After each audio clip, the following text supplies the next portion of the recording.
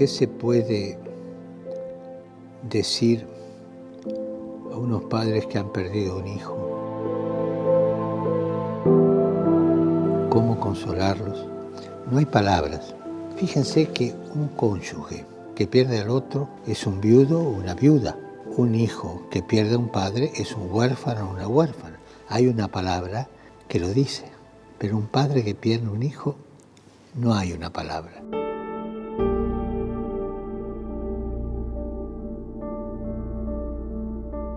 Es tan grande el dolor que no hay una palabra. Y vivir más tiempo que tu hijo no es natural. El dolor que causa su pérdida especialmente es intenso.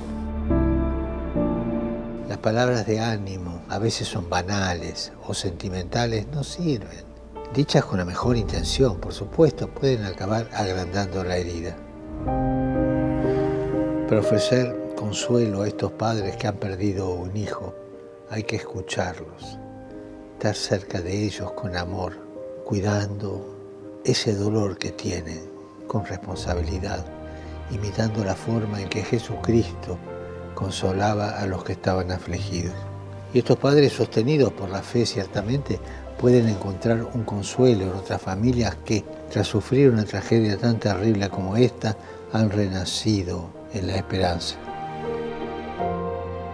Oremos para que todos los padres que lloran la muerte de un hijo o de una hija encuentren apoyo en la comunidad y obtengan del Espíritu Consolador la paz del corazón.